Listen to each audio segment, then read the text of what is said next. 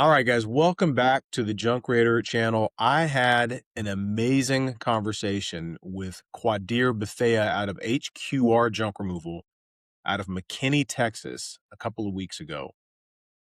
And then the tech gremlins came along and ate the video. I'm kidding. But I use a tool called Riverside.fm. If you're not familiar with Riverside and you have any inclination to do podcast style videos, or you've got a YouTube channel and you like doing these kind of sit down formats and you're in front of a computer, now you can use it on your phone as well, but it is particularly awesome if you have a laptop. I have a video production background, and I know a lot of you do as well. One of the toughest things about putting video out is the production. Filming it is the easy, but that's the fun part. But the production is the harder part because it can be so time consuming and frustrating. Anyway, I had an amazing conversation with Kwadir and his wife, although she stayed off camera, and quickly realized that's the brains of the outfit. If you're married, we already know. If your wife is involved in your business with you, she is most likely the brains of the operation. We are the meatheads. We're the ones out there getting it done and growing the business with her help. So had a great conversation with Kwadir, and I'm hoping to have a part 2 where his wife can be on camera and I can pick her brain as well. I didn't want to scrap this video. I tried and tried to salvage it. Unfortunately, and I've never had this happen in 3 years with Riverside, but I could not get his audio and video to sync up. I tried everything, including I went back to Final Cut Pro, put it in there, and just could not get it right. And so I decided, instead of scrapping it or asking for he and I to do this completely over again, that what I was going to do is just recap it for you. I'm just going to tell you what we covered, because there were some incredible lessons that you would benefit from hearing about. And so I'm going to do that for you. Every lesson really that we covered from that hour that we spent together, because they are 11 months in and they're doing things most operators take easily 3 to 5 years to figure out. And I mean that. It really blew my mind how advanced and some of the strategy that they are implementing really from day one to ensure not only growth, but to ensure they were doing things the right way. Growing is easy. You throw enough money at this business or just about any business and you can grow.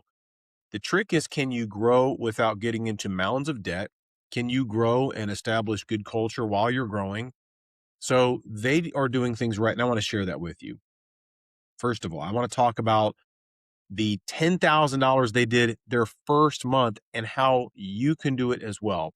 So to get there though, let me tell you about his setup, because this is where a lot of people get tripped up is, what do I need to get started and be effective in the junk removal business? Let me tell you what Kwadir did. He and his wife bought a Ram 1500 and they did it with $1,000 down. Then he did a no money down financed dump trailer that he got at $200 a month.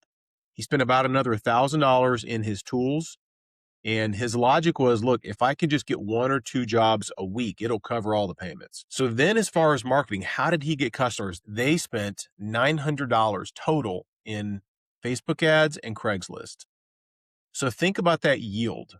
We used to do a 10-to-1 ratio for years, and then Google ads went through all kinds of exorcisms and you name it, and it's come out to where, I mean, most junk removal business owners that I talk to today say on Google ads, their yield, their ROAS is usually between 5 and 7x. So he was getting about just over a 10x, 11x, spending $900 that first month in Facebook ads, Craigslist ads, and did over $10,000 that first month. Phenomenal. By the way, a static ad, not a video ad, but it was him standing in front of his truck, telling his story, and it was AI written. He used a ChatGPT, I believe, to tell that story, or Claude. So think about that, guys. That is something that we all can emulate. And by the way, how did he know what type of Facebook ad would perform well? Very simple, because he went into the Facebook ads library and just looked. So if you don't have a marketing or corporate background, that is kind of a hack. That's what I used to do. Is my team, we'd go into the Facebook ads library, and you can just search for junk removal or home services and look at what ads are performing the best on Facebook now, or last week, or last month, or of all time, and then copy the format. That's it. Curate what is working for them. So that is a simple little hack that Kwadir and his wife implemented immediately. Brilliant.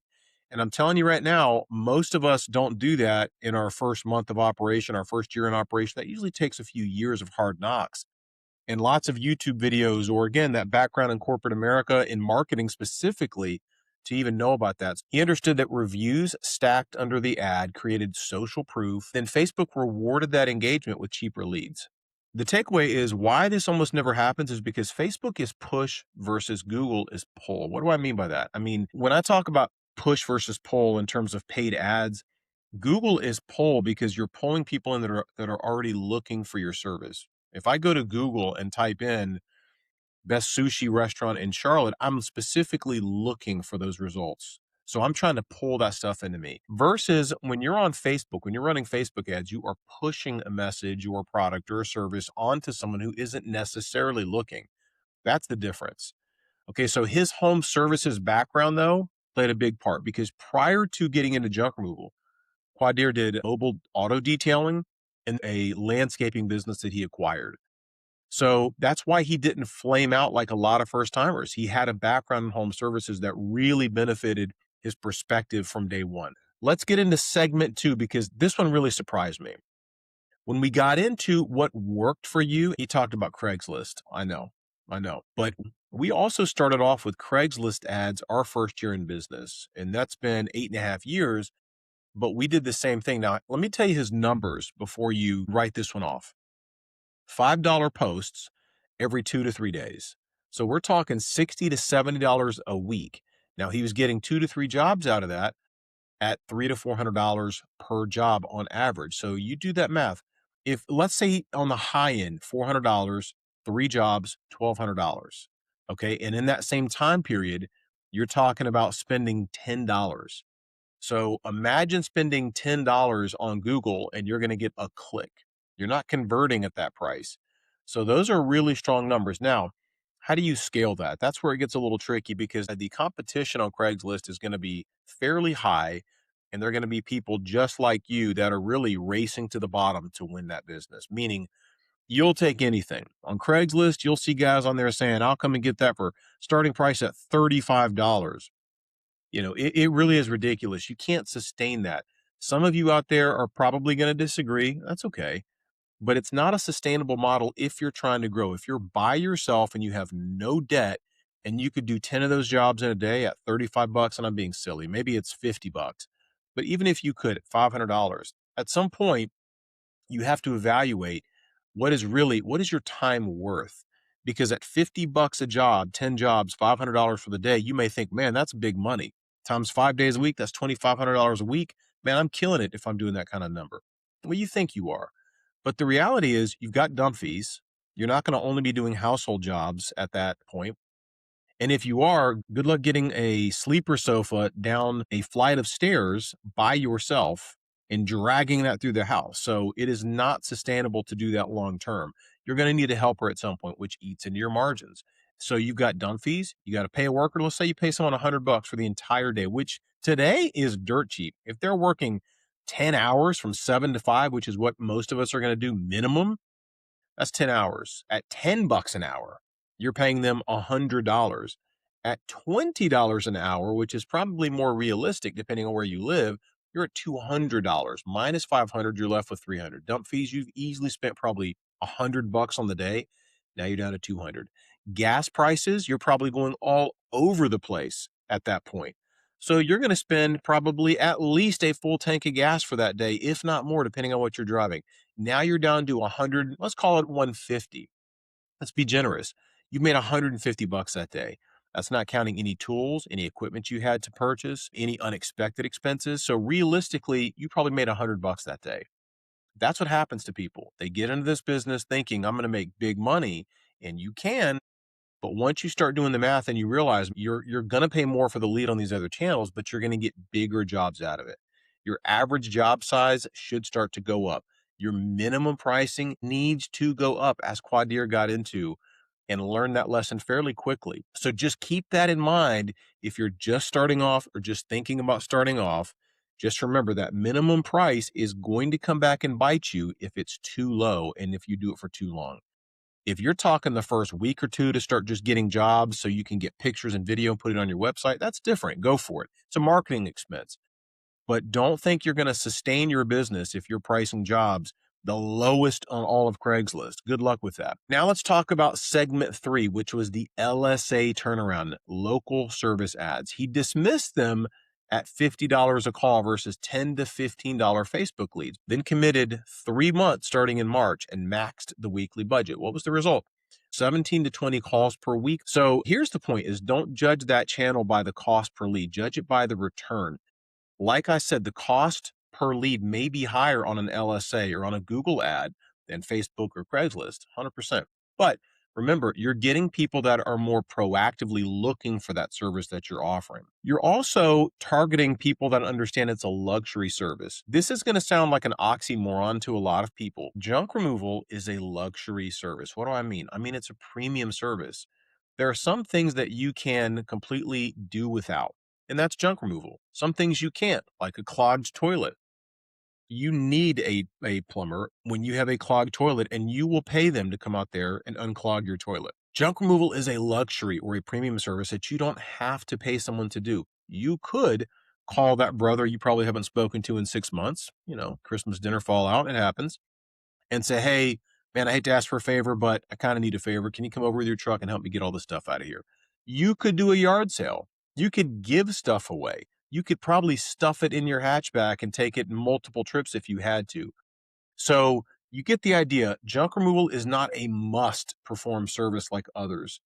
Because of that, it's a different kind of buyer. It's a different kind of demographic that's going to use this service because you need disposable income to justify junk removal. So just remember that you may pay more for certain channels, but the results really, that's the thing you should be looking at. What is my yield? I may be spending $40 a lead versus $5. However, that $40 lead is bringing jobs in that are easily $1,000, $1,500 versus the $5 job is bringing me jobs that are $300 max. You do that math. The next thing that we talked about was route density and rich zip codes and how much that can really change everything. So he was running all of basically Dallas, Fort Worth, Plano to South Dallas to Fort Worth, and it was killing him on fuel and his windshield time. So what did he do? He researched affluent areas. He wasn't local. He had moved from Florida. So he had locked in on McKinney and North Collin County. What was the payoff? Higher prices, cleaner trash. What does that mean? What does he mean when he says cleaner trash? He means he was getting more things that were not junk, were not actual trash. He was getting more furniture and appliances and donatable items. And then we talked about this for a second. How many times have you thought about, if you're in the business or getting into the business, man, I could flip those items. You sure could. So you have a decision to make. Do you put them in a storage container, a storage unit? Do you put them in a warehouse? Do you put them in your garage? Or do you open up a resale market? Do you open up a store that resells those items that you are getting? So my buddy Kevin out of Oshkosh, Wisconsin, that I interviewed a couple months ago, great guy. Kevin and I have been friends for probably more than 5 years now. And Kevin opened a resale market a few years ago and is killing it now. Absolutely killing it. He is in a small area in Wisconsin and yet is killing it. Why? Because for one thing, he's able to sell things for so cheap compared to anywhere else because he's not just getting stuff for free, guys. He's getting paid to get those items. He's not going to yard sales and getting great deals. No, it's even better. People are paying him to remove those items. Then he turns right around and sells them. So he's getting paid on both sides of the fence. So if you are someone who has thought about doing this, I think you're on the right track. Just make sure you do your homework. But that's what Kwadir was referring to, is he was getting cleaner trash, meaning furniture, appliances, exercise equipment, things that he could turn and flip and make good income doing it. The other thing about finding these niche markets where it's more affluent is it also affects your guys. What do I mean? It means your employees are going to get more in tips. When you go to nicer areas, you're going to get tipped higher. I can tell you every time without fail. Now, I'm not saying there's not outliers, but for the most part, if you're going to lower income areas, as much as they may have a generous heart and want to tip, they don't have it. They don't have that extra income. My guys have gone on jobs and gotten tipped $500 each in cash in tips alone. They cannot even tell you how many times they've been tipped at least $100 in cash per person. So when you go to affluent areas, these wealthy suburbs, think nothing about a $50 to $100 tip. So your route strategy is a retention strategy also. The next thing we talked about is pricing discipline. In most first year businesses, maybe 3-year businesses really struggle with this one. His minimum is the $150. But just remember, when you're first starting off, most are not starting off at $150, and neither did Kwadir. That minimum price is going to exclude some people. And here's the dirty little secret is you want it to. You want it to exclude some customers. I know some of you are going, no, I want to get every job. I just told you why you don't want to do that. You think you do. You don't. You're going to end up losing money. You want to say no to some jobs. Now, if you're going, well, that's easy for you to say when you're getting X amount of calls and leads every single day. True, fair point. But just remember, it is sometimes better to not go across town and do that job where you have lost money versus taking your time that day to detail your truck, do an inventory of all your equipment. How about this? Go get a box of donuts and take it to whoever runs all the big storage units in your area. If you've got a big storage unit franchise or company in your area, go in there with a box of donuts. Take them a half a dozen donuts. Go and spend $20 and buy 4 or 5 boxes of donuts and make your rounds. Go make friends. Go make friends at the apartment complexes that you feel like would be a great customer in terms of dumpster pad cleanouts and apartment junk outs, and go around to big brokers, realtors, real estate offices, and give them some donuts and introduce yourself. Remember, you're making friends. That's all you're doing. You're walking in, you're saying, hey, I don't have a sales pitch to disarm people. No sales pitch. Just wanted to introduce myself. My name is Davis. I'm with Junk Raider. I'm just here to put a face with the name of Junk Raider. So if you guys ever have a house clean out you need, please think of us. I brought you some donuts just to enjoy. There's no strings attached. If you never spend a dime with us, I get it. This is just the risk I'm taking, but I just wanted to make that introduction. If you guys ever need anything, please consider us. And I may need a house, or maybe I'm searching for a house. So could I get a business card? So now you're putting a little bit of pressure on them that they want to be nice because you may, in fact, be a future customer of theirs. This is simple stuff, but that's the kind of thing that you need to be doing when you have a down day when the phone is not ringing. Don't fall into the trap of thinking, the phone just rang. Yeah, I can do it. $50, I'll be there. And before you know it, you've just driven an hour for a $50 job. An hour. What did that cost you in fuel? What about the wear and tear? What about your time? What about the dump fees? What about when you get there and it is way more than that customer described because you didn't ask for a picture ahead of time? Okay, your business, do what you want. But that's another reason why we qualify this stuff. We ask those questions. We ask for the picture before we leave. Do we do it every time? No. Some bigger jobs, you can't do that. You don't want to rely on pictures and video. You want to get physically on site. I'm with you. So Kwadir very quickly pivoted and realized we're making a mistake. Actually, you know what? It was his wife. His wife was the one that really pushed him and said, hey, we've got to raise our minimums. We've got to get our truckload pricing up. And she was spot on. And he got on board. They changed those prices and it made a huge difference. Guys, remember, you are going to have to raise your price and you are going to turn away people. And that's a good thing. You don't want every customer. Okay, so make sure your minimums are in line and make sure that your overall pricing, your full load, your half load, that those are in line with what you're seeing locally. Let's talk about competitive context, by the way. 1-800 Got Junk minimum is usually going to be 175 to 180, if not 200. So depending on your market, like where he is, I believe their minimums are $200 minimum. So think about that. If they come out to pick up a dresser, they're still covering that minimum. Now, can the guys cut you a deal once they're on site? Sure, they can cut you a deal. It's discretionary though, and they want to get paid.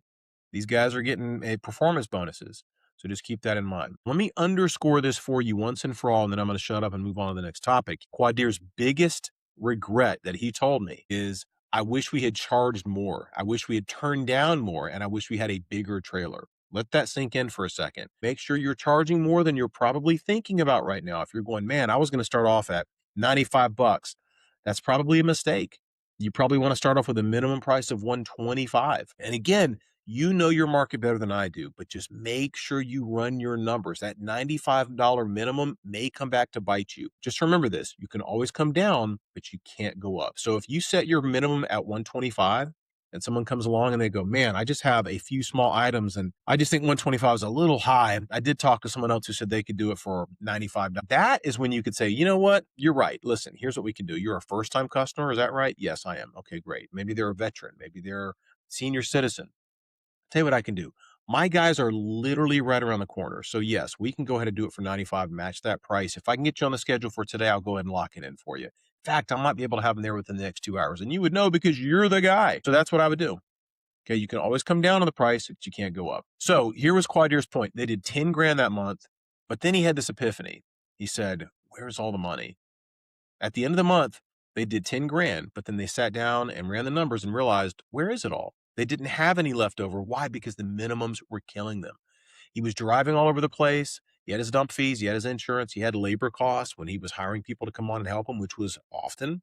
There was nothing left. The next thing that we talked about is hiring for culture and firing fast. Now, what does that mean? It means his filter became work ethic, dependability, appearance, and respect. Trial run for shifts. The wife runs the hiring, which is a phenomenal playbook. Indeed and marketplace listings is how he was finding people. He fired fast, though, for disrespect, meaning if you had entitled hires that were demanding, hey, tell me how you got your truck, or, tell me how this whole business works. If you have people talking that way when they're first coming on board, that's a problem. That means they are literally there just to do some intel and they're going to leave and do their own operation. So he learned, take your time, hire the right people. And when you do that, you don't have to hire and fire so quickly. Your turnover rate falls dramatically, but you are going to have to pay more for that. So what we got into then was the salary for full-timers, because this business has no set hours. So you may have to pay someone $900 a week instead of 600, but those guys become your golden goose because they will take that 6 p.m. house clean out call and they'll bring you business. Part-timers, maybe $20 an hour plus tips, plus team performance bonus. That's what we suggest. That's what I suggest. But just remember, you will, in this business, you will get what you pay for. I promise you. The next thing we covered was thinking with the exit in mind. Kwadir's goal is different than mine. It's different than Davis's. His goal is $1 to $5 million in revenue, and he's going to try to make more of that with acquisitions, strategic acquisitions, and government contracting. So local acquisitions, and he wants to get federal contracts where he can do jobs for the government. Okay, what is his end game? 4 to 5 years. He wants to try to lock in a bunch of 4 to 5 year contracts and then sell at year 5, which is a brilliant plan. If you're watching this video, you may have a completely different plan. Your plan may be to build this business up for 20 years, hand it over to your kids one day. No problem. But the one takeaway is you should have some kind of a plan in mind. In other words, don't get into this business thinking I'll figure it out as I go. That's a mistake. Have an end game in mind before you start this or any business for that matter. So that is a summary of what Kwadir and I talked about. And as mentioned, I'm going to do a part 2, hopefully with his wife soon. That's going to be a lot of fun. Last thing is, if you are thinking about getting into the junk removal business, or maybe you're already in it and you're struggling, or just have some areas that you need to refine, go to junkraider.com/playbook and you'll see some of the documents that we've put together that are for sale there, priced competitively. In fact, let me challenge you on something. If you've ever thought about getting into this business as a franchise, you're talking about spending easily $100,000 to $200,000 or more. It's a pricey business to get into. We show you how you can get into it for a fraction of that price. And I mean a fraction, similar to the way Kwadir did it. You can just get a truck and a trailer and your basic tools.